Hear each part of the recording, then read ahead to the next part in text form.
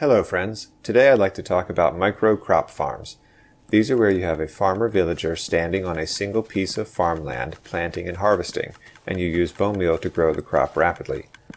With a dispenser to apply the bone meal, the farm is fully automatic. In this video I'm going to show you a series of tweaks to maximize the output, reliability, and ease of building a micro crop farm. Then I'm going to discuss a bug that has been affecting farmers since the 1.19.50 update in January of this year, and how to make your micro crop farm work around it. So the first thing I'm going to do is move 100 blocks away from any other villager stuff that I have, and that's just to make it simpler. You don't have to do it that way if you don't want, but I'm not going to go over the complications of villages. Then I'm using a stair to hold the water, and I'm building 6 blocks off the ground to allow room for item filters underneath.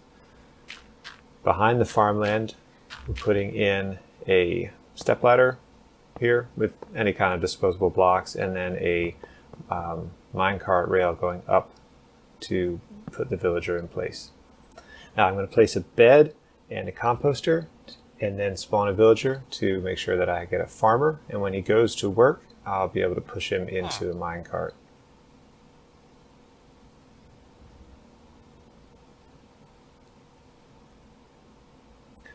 Having the micro farm raised up off the ground also keeps it safe from zombies and from the villager walking off. Now normally you'd want to lock the villager in, but because of the bug workaround I'm going to show later, we can't lock the villager in the way we normally would in the current version.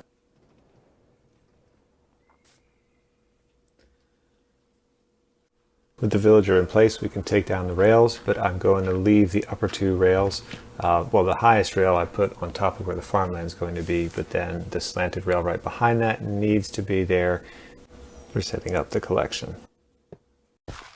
Now, the next step I want to do is put in item filters. These aren't strictly necessary if you don't want to filter the items, but all of the crops except carrots have more than 1 drop.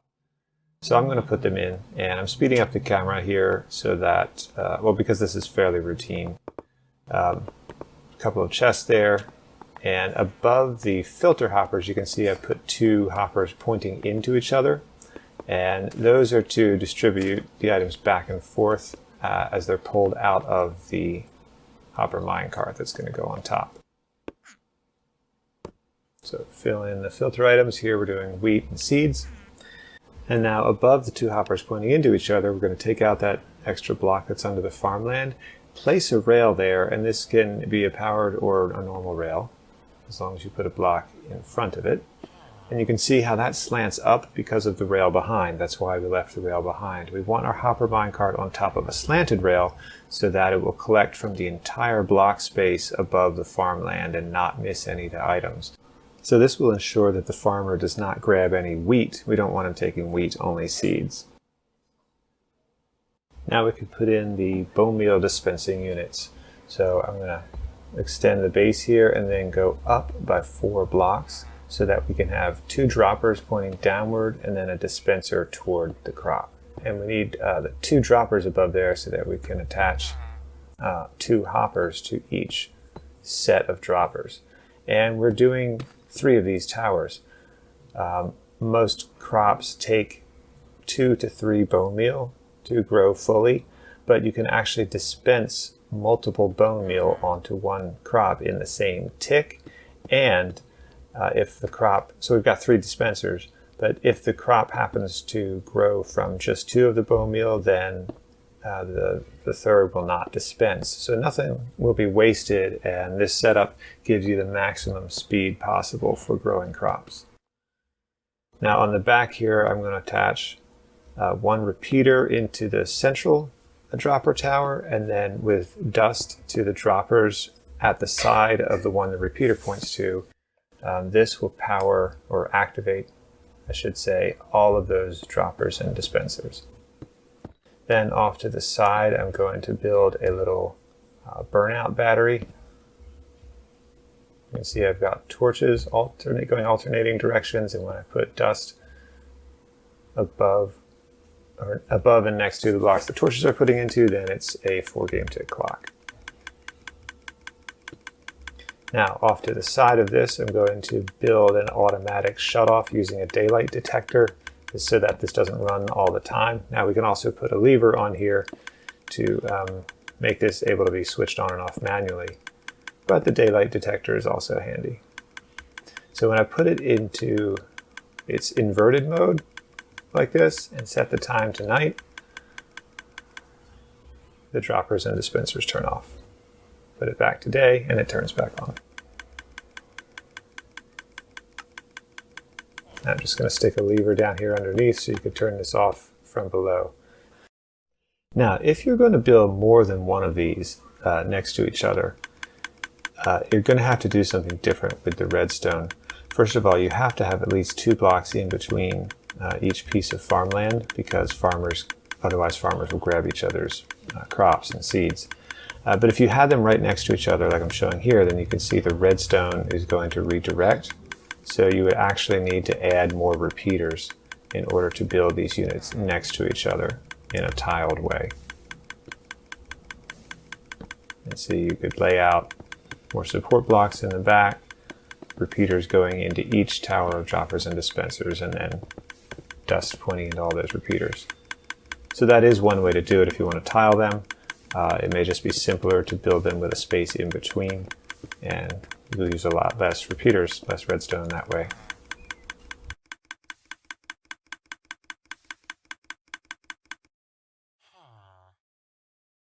For the bone meal delivery, I'm going to set up double hopper speed input. That's with a hopper pointing into the side and a hopper pointing into the top of each of the dropper towers, and then the additional hopper pointing above the one that's pointing into the side of the dropper, also pointing into the side of the one that's pointing down. And then I'm going to set up a little ice stream here where bone meal will be pushed along the line between the hoppers aligned with cakes so that it goes over both sets of hoppers that are going into each dropper dispenser tower. So this is one way to automatically refill the bone meal. So this kind of input can keep pace with the speed of the farm. Now, if you actually let this farm run with the full daylight cycle, it's going to use close to 6,000 bone meal per hour, which is a challenge to produce unless you have a really good moss farm. But if you want to be able to refill the farm quickly, you can also use a trough like this to just throw bone meal in the way you see me doing here, and all the hoppers will collect as much as they can. Our final step here is just to push this farmer in, and the minecart should go in if we push it enough. It's being a little difficult for me here. They're slightly less than a block wide, so okay, there it goes. Get him in place, then we can lock him in with glass, break the minecart, and didn't mean to break that dispenser, so we'll replace that one. And now we can just toss some seeds in front of him and he'll pick them up just like that, and he's ready to go. With the farm built like this, the farmer should harvest and plant. However, you will notice that it's not. This is due to a bug introduced in the 1.19.50 update when the farmland collision box was made shorter than a full block. If you're watching this video sometime after the bug is fixed, you can stop here. Now, there are 2 bug reports and separate symptoms of the bug, which I have linked in the description and encourage you to upvote. Here is what is reported. So first, in a field that's fenced or walled around the outside, the farmer will not harvest the block in the southeast corner, and he won't plant there either. You can see all the rest of this wheat is in some stage of growth, but this one in the southeast is fully grown and the farmer doesn't care. The other issue that's reported is that farmers will often freeze and stare at crops and stop harvesting. That can be demonstrated most easily with one of the farms that has water running down the middle. So if I got the farmer over there and this crop becomes fully grown, let's give him a sec.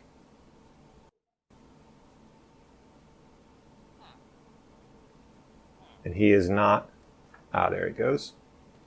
He's pathing, not sure if he's found the wheat yet.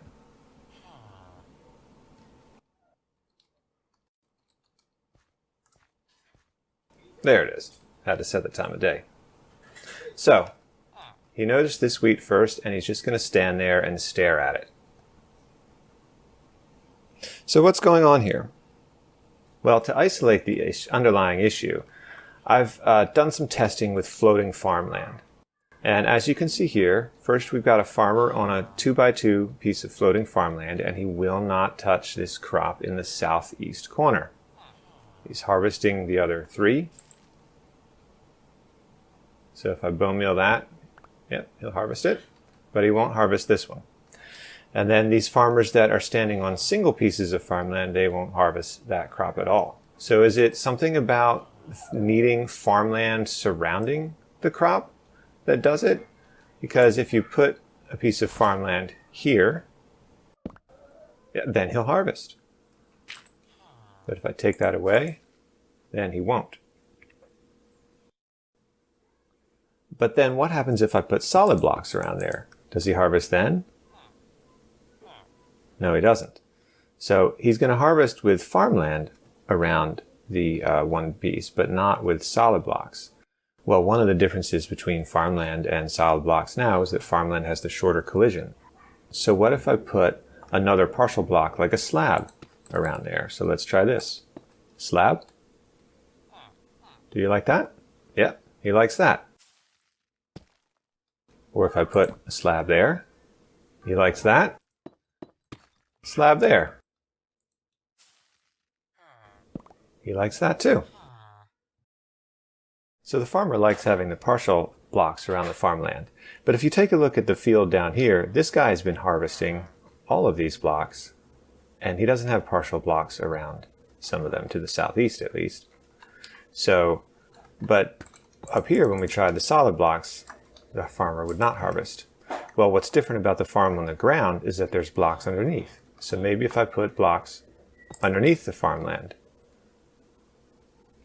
well, he doesn't seem to react to the block being under the farmland itself that he's standing on. He's still not going to harvest.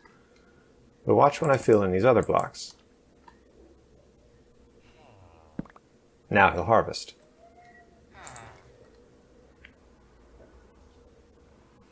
But will he harvest if I block those off? Like this? Like with the fenced one? Ah, he jumped and killed the farmland.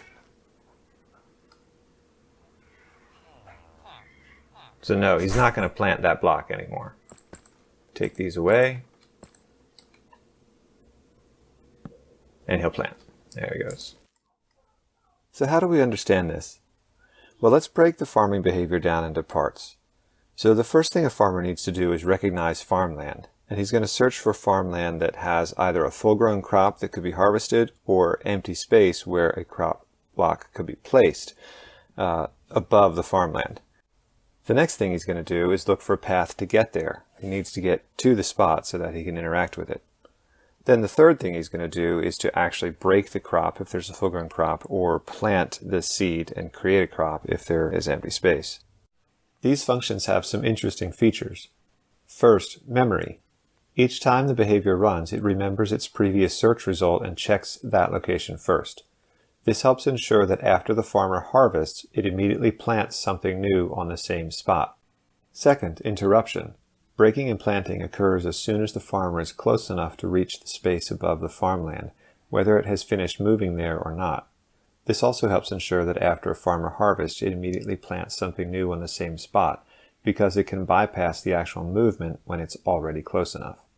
Together, both of these features also make super fast microfarms possible, because the farmer is able to bypass the search and pathfinding and rapidly plant and harvest over and over. Okay, so what all these tests point to is that the bug is in the pathfinding target selection. The farmer finds the farmland just fine, and it plants and harvests when it is in range. But the problem is that when it tries to find a path to the space above the farmland where it can either plant or break a full-grown crop, it thinks that the crop is over here, where this gold block is, and it thinks that the farmland is down here. Its target for moving to the crop to be in range of breaking it is offset down into the southeast. Now, pathfinding only tries to get within a block horizontal of the crop, so it actually tries to find a path to get inside or on top of the gold block or inside whichever of these spots is closest to where it is coming from.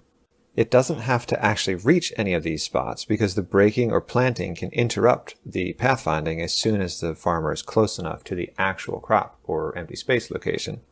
What it looks for first, though, is support inside or underneath one of these blocks so that it can start calculating a path toward the crop. Once it identifies that destination spot, it begins the calculation and starts moving while constantly checking for how close it is to the actual crop or the empty space above the farmland. So once it sets that destination based on finding support here, it can then stop its pathing anytime to harvest the crop. So you can see he's harvesting in this position now because there's support under there and he's close enough to there. That also explains why it only freezes sometimes. It freezes when it approaches the crop from the south or east and something obstructs its path, so the pathing can never finish. With that analysis of the bug, I've come up with a workaround for microcrop farms, and it's the build that I showed working at the beginning of the video. With the bonemeal turned on here, these guys will start farming, and what I've done is just to allow them free to stand near the southeast of the farm block. And the slab there ensures that they won't get down too low to where they can't pick up the crop after they break it. And let me show you up here how to modify the build that I made earlier. So for this farmer, we're going to replace the blocks on the outside with slabs, let him free, and immediately he plants, as you can see there. And then once we turn this on, he's going to move close enough to that southeast spot and go ahead and harvest. Now this works just fine if you have a farm facing to the south or east. If your farm is facing north or west, like this rotated version I've just loaded, then you're going to need to allow the farmer to get around to one of the corners that has redstone. What I recommend is letting him out, building a little path to walk around, and replacing that southeast corner block again with a slab so he can stand there near where he wants to be and still be close enough to reach the harvested crops. You can see he's already planted once that spot was pathable, and now we're going to push him over and lock him in. Go on down there.